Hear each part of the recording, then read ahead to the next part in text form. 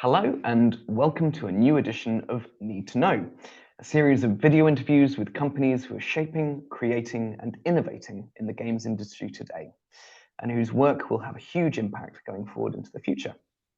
Today, I'm delighted to welcome back Ukie member Connor Broadley, and a very warm welcome to Matt Law, who's one of their employee benefits consultants. Hi Matt, how are you doing? Hi Leo, yeah, I'm good, thanks. How are you?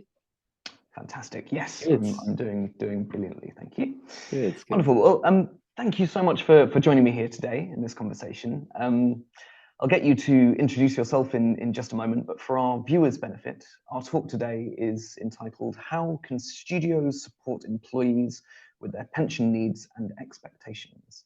So, Matt, tell us a little bit about yourself and who Connor Broadley is.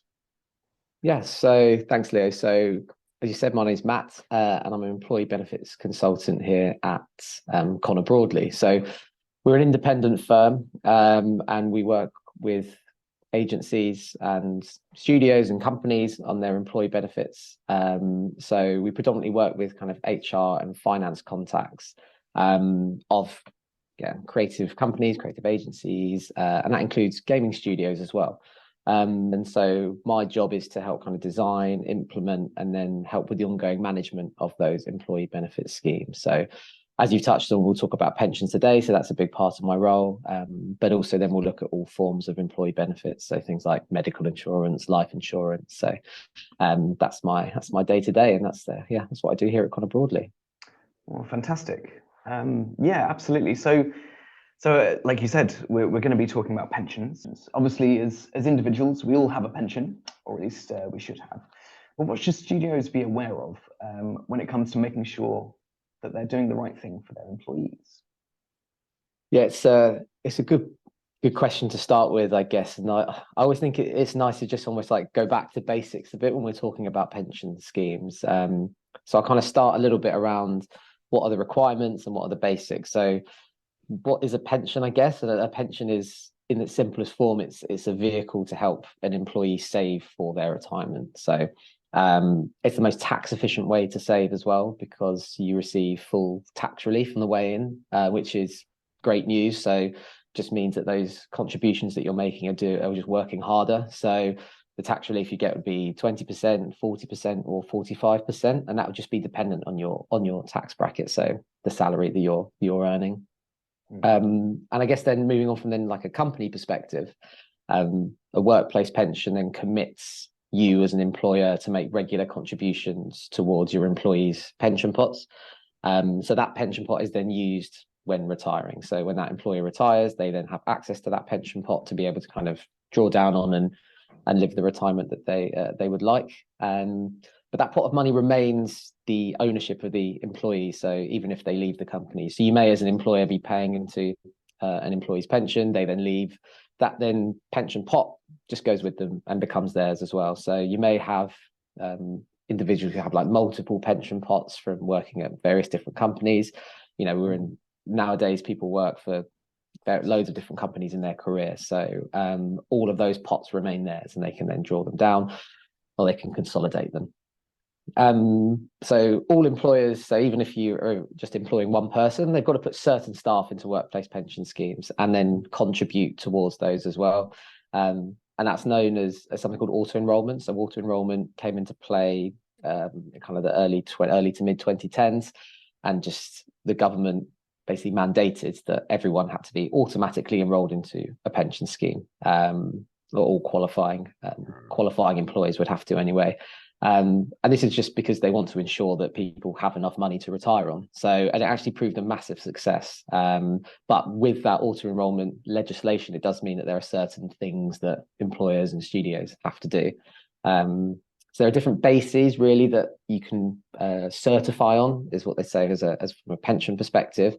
But to kind of keep it simple, in general, you'd be looking at like a minimum of 3% employer, 5% employee as contributions of someone's basic annual salary. But of course, they can contribute more. It's the employer element that kind of has to be met. So you have to make sure that as an employer, you're paying your minimums. You could actually also pay the employee minimums as well if you wanted to, just as long as you're paying your minimums as an employer. something as well we get asked quite a lot about is like kind of overseas employees. So a lot of studios may hire people who aren't UK nationals, but they're here working in the UK. They do still need to be enrolled onto a pension scheme, as long as they meet all the kind of key criteria. But again, this comes back to like an education piece. So actually, is being opted into a pension the right thing for someone who may only be in the UK for a year or two? So those are the kind of questions that we answer for some of our employees. But yeah, that's kind of, I guess, overall kind of what a pension is and what those responsibilities are, both from like a studio aspect, but also from an employee as well. Okay, it's quite interesting. I mean, obviously, you know, games industry, like we said, lots of consideration needs to be made for sort of employing people from overseas. But I mean, what else are you seeing from studios at the moment? Yeah, I think the biggest thing that we're seeing is studios who have grown over the last few years. So, you know, maybe a couple of games have really taken off. They've really developed and grown as a studio. They're hiring far more people now. And a lot of them, from a pension perspective, are starting to ask, is the pension that we had in place initially when we first set it up, is that still fit for purpose? Now we are a studio not of 2 or 3, we're a studio of 50, 60, 100, 200, whatever it may be. So I think questioning, is the fee structure that they had set up initially, is that still competitive now that they've got more employees and more money going into that pension?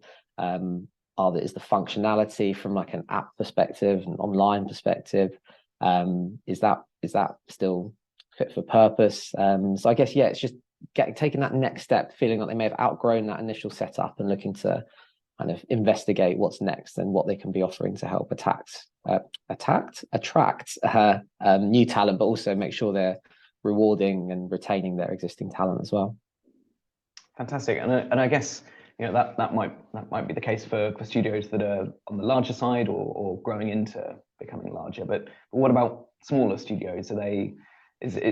Pensions should still be a thing that they are sort of looking at, exploring? Yeah, well, I think, you know, touching on like the piece earlier about auto enrollment, you know, they don't really have a choice in the sense of, do they have to set up a pension? The pension, you know, legally they need to make sure a pension's in place. So if you're going to be making those contributions anyway, you need, you know, make the most of it and make sure you're shouting about it and yeah, letting your employees know this is a positive thing. So I think from smaller studios, you know, everyone's different, every studio is different, every company is different, but I think I've seen some small studios really looking to kind of set their intention early on. So they may only be hiring a handful of people, but they say, look, we want a decent pension setup in place because we want to make sure that we're looking after the people that are working for us. And actually, as we do grow, we want to make sure that we're able to bring in people who we may be able to match the pension setup that they have at their existing studio if we're poaching from a larger studio. But that being said, you know, you're going to have some studios who just want to make sure that they're paying the minimums, that they're doing what they need to do legally whilst they're setting up and finding their feet. So from that perspective, it's then very much they just need to get their heads around, right, what do I need to do? What do I have to do? What's the easiest way to do it? Who do I need to appoint? Whether that be someone in payroll to make sure the payments are going through correctly, whether that be they've got an advisor to make sure that they're setting up the pension, correctly, and they're hitting all their legal obligations as well. Okay. So I guess it'd be interesting to understand as well from your experience, like how things have changed. What have you noticed a bit of a shift in terms of expectations about pensions today? Yeah, I think employees and just people in general are just demanding more from their pension. I think expectations, as you said, are like kind of shifting a bit than they would have done maybe 10 years ago. I guess most people early in their careers are now starting to actually understand a bit more about pensions. I think they're more financially literate. I think there's a common misconception that people early in their careers, in their early 20s, don't care about pensions, don't care about savings. From our experience, I just don't think that's true now. They understand the importance of saving.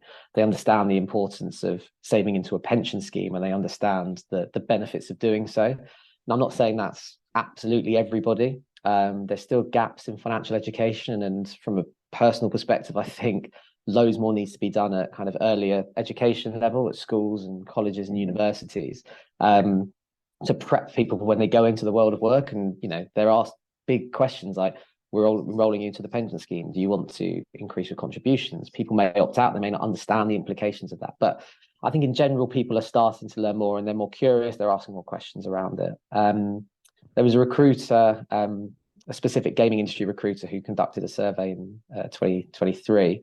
And the number one in demand employee benefit alongside flexible working was a good pension scheme. So I guess that kind of in itself proves that people want a good pension and they understand that it's important, as well as their flexible working, of course. But yeah, I think specifically in the gaming sector, there's going to be an emphasis on pensions around kind of like gamification, ease of access. So how do you actually like view your pension and engage with it? You've got people here who are creative and they're working on creating games, developing games, and you then go and say, oh, I want to look at my pension. You say, oh yeah, find a really kind of archaic way, I guess, of viewing it. And so to be able to have an app which is really easy to log into, which kind of gives you things, visual representation of what your retirement journey may look like, what maybe it says you need to pay X amount in if you want to retire on X amount, those kind of things. I think engaging in pensions are important. And also kind of what's the levels of communication and interaction from the pension provider perspective? Are there nudges that are being sent out to say, hey, look at your pension, it's the end of the tax year, consider whatever it may be they need to consider. I think as well as that, people are worrying, but I think they're more conscious of where their money's actually being invested. So until now, I've just been talking about looking at how much is in your pension and why you should contribute more and thinking about the future. But actually, where's that money going? So does everyone understand that the contributions they're making are being invested into a fund? Then that fund will invest into individual companies. And what are those companies? So are they companies that align with the values of a studio? Are they companies that align with the value of an individual? We've had a lot of conversations with studios and individuals about funds that actually exclude certain industries. So that may be oil, aviation, alcohol. The majority of pension providers now have funds that do exclude those kind of investments. So we're getting more and more interaction around that as well. So that'd be known as ESG considerations, so environmental, social, and governance. So those are the considerations a lot of pension providers will take into consideration when they're making their investments. And I guess lastly, just noticing that what the government are doing. So the government are really keeping an eye on workplace pensions. So they want to ensure that everyone at retirement has enough to retire on and isn't just reliant on the state pension. So it was announced actually at the autumn statement at the back end of last year, looking at having a pot for life, which is instead of you joining a new pension scheme every time you join a company, you actually get a pension yourself and you ports with you to each job. So you don't have one pot, you don't kind of lose track of all the pensions that you've got elsewhere. You don't need to then look at an exercise of consolidating them all. And in practice, this sounds great and it sounds like it would work really well, but in reality, there's a lot that would need to be done behind the scenes for this to actually be a success. But we're very, very early in the consultation stage. Whether it happens or when it happens is still up for debate. So, but it does just show you that the government are thinking about these things and they want to make sure that they're encouraging people to save. No, that's really interesting. Yeah, absolutely. I think it's quite easy to sort of lose track of these things sometimes, especially when moving from company to company. It's the most questions we have is around pension consolidations. Okay. Yeah, I think, which is completely right. So you may have someone who's paid in for 1 year into a pension scheme, and they think, oh, there's not much in there, so I don't need to worry about it. But you know, that money will remain invested even once you've left the company, and will continue to hopefully grow as and perform as the pension is intended to do so.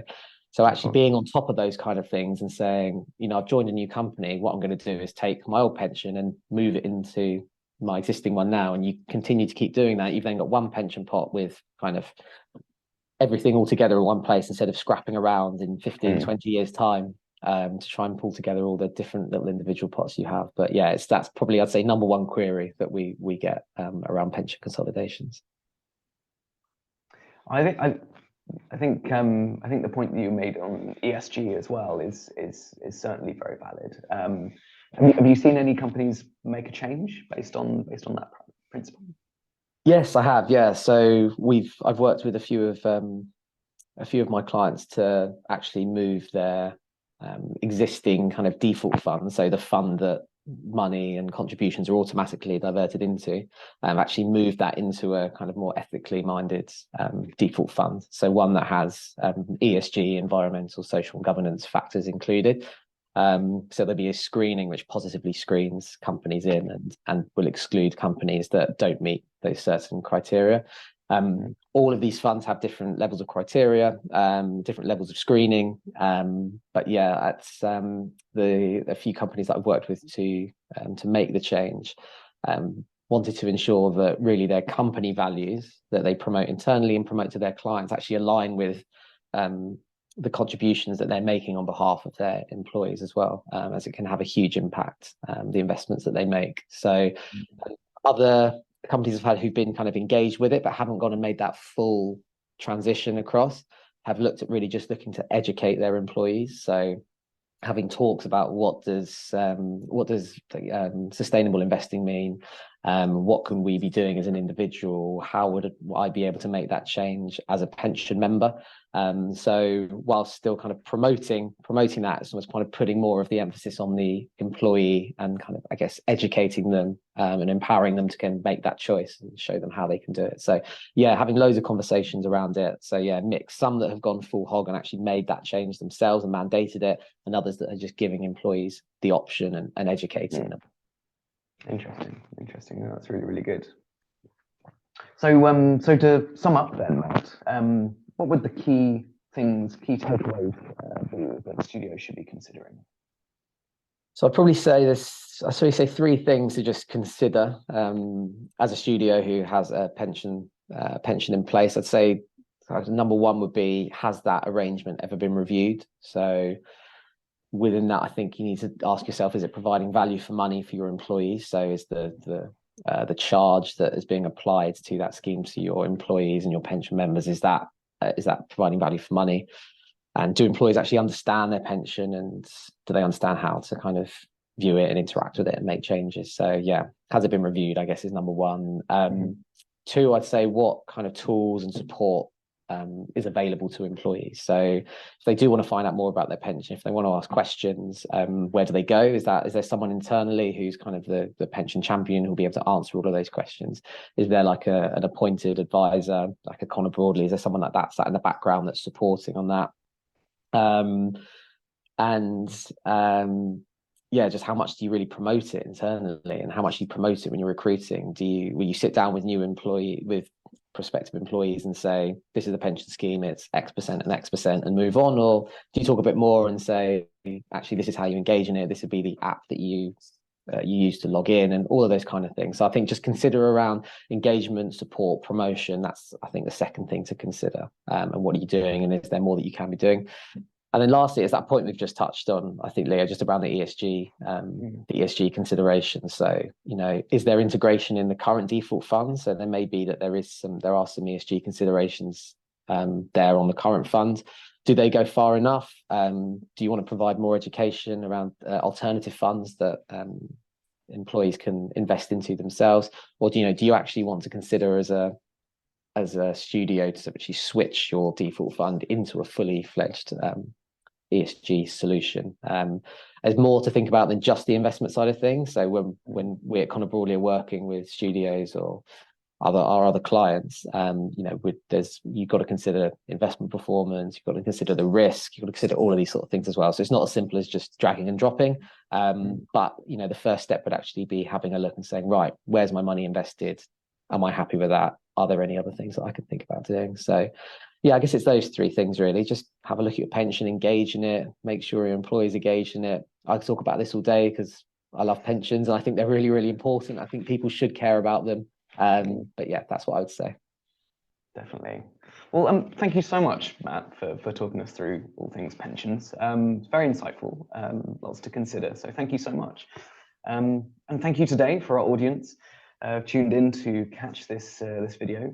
There's plenty of other need to know videos out there on our Ukie TV channel on YouTube. And thank you so much for enjoying this one, and more soon. Thank you. Thanks, Leo.